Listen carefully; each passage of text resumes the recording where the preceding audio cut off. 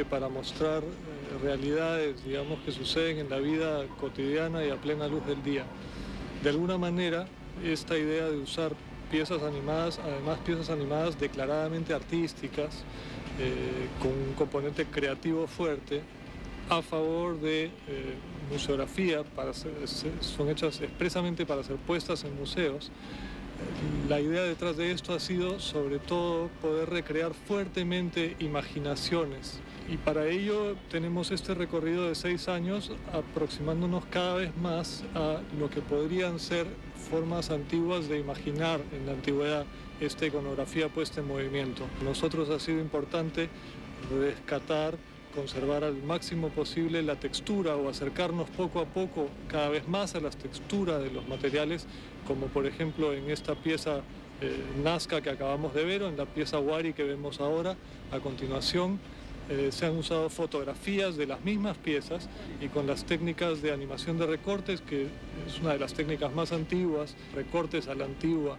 Entonces hemos tratado de hacer de estas primeras piezas en el Museo de Arte de Fundación Telefónica trabajo de recortes, aproximándonos poco a poco, como se verá al final sobre todo, a las texturas originales de las piezas, a la forma en que las piezas recogen la luz y la reflejan a los materiales con los que realmente se hicieron las piezas, es decir, a una visión antigua, usando técnicas de comienzos del siglo XX, de comienzo de la historia del cine, cada vez más para aproximarnos a estos sueños.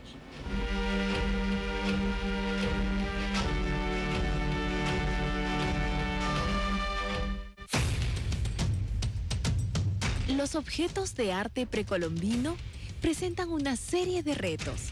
Por ejemplo, cuando están trabajando con textiles y quieren que las personas se acerquen no solamente a sus texturas, sino a sus estructuras. Y muchas veces no tenemos los recursos visuales o museográficos para lograr ese acercamiento. En ese sentido, por ejemplo, el trabajo audiovisual y en particular el trabajo de la animación es una puerta de entrada. U otras piezas, para poner un ejemplo, las pequeñas botellas Mochica, que nos pueden llamar mucho la atención, no solamente por su forma, sino por la exquisitez y la delicadeza de su trabajo pictórico, en dimensiones además muy poco accesibles con facilidad, y esto permite que la gente, que es nuestro principal objetivo de todo esfuerzo expositivo, los entienda y, bueno, los quiera un poco más. Estas animaciones son ambientes virtuales, donde el usuario sigue una historia y percibe una sensación de presencia comprensible en toda la museografía, dentro de un mundo de fascinación. Además de eso, es clara la bidimensionalidad de los personajes. Los personajes en estas piezas Moche son totalmente bidimensionales en el sentido, por ejemplo, que existen algunos personajes solamente de perfil y por lo tanto hacer que volteen la cara es romper un poco su naturaleza inicial. Entonces aquí estamos viendo los primeros intentos de tratar con este material original bidimensional y al mismo tiempo los primeros intentos de ser fieles a la textura original de las piezas.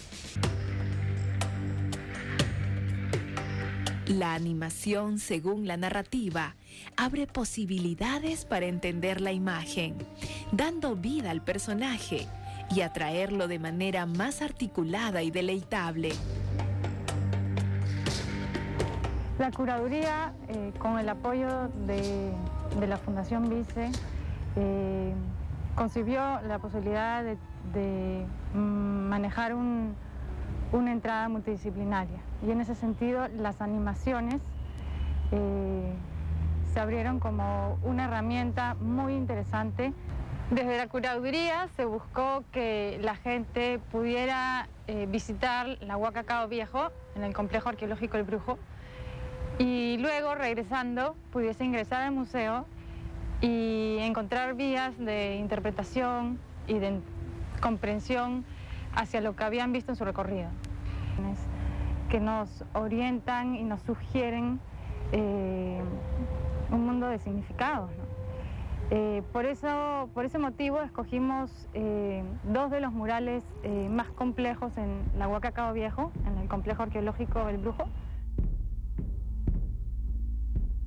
Una escena de guerreros en combate y el tema complejo, para explorar las posibilidades que tenía la imagen en movimiento y ir más allá de la imagen estática y tratar de entender cómo habría sido percibida y entendida la imagen por los antiguos peruanos.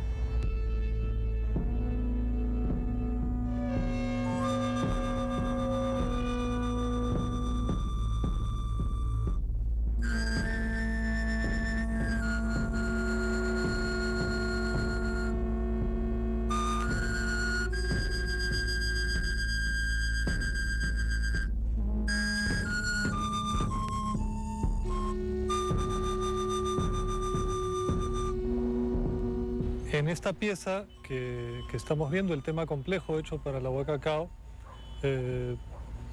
al igual que en la primera pieza, que el tambor Nazca, que vimos hecho para el Mali, hay un uso del fondo negro y del plano secuencia, o sea, del recorrido continuo de la cámara, especialmente aquí en tema complejo sin cortes, donde tratamos de recrear un sueño oscuro. De alguna manera la noche es mágica, ¿no? Por ejemplo, esta huaca puesta de noche, iluminada así, se ve muy mágica, y puestas en el espacio negro, las imágenes sin peso, etéreas, con estrellitas luminosas, componen al final este mural de barro que toma sentido al final de cada ciclo de la animación y de alguna manera dan la sensación, esperaría yo, de haber llevado al espectador por un profundo internamiento imaginario en el mundo, digamos, de estos seres.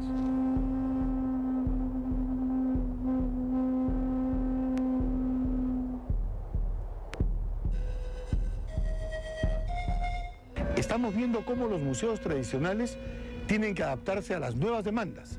Cada vez el público es más exigente y nosotros, los trabajadores de museos, tenemos la obligación de valernos de todas las tecnologías para ofrecer una nueva propuesta y ver cómo las cosas complejas se presentan hoy de manera más sencilla. Todo esto a través de Museos Puertas Abiertas, en la nueva era de los museos.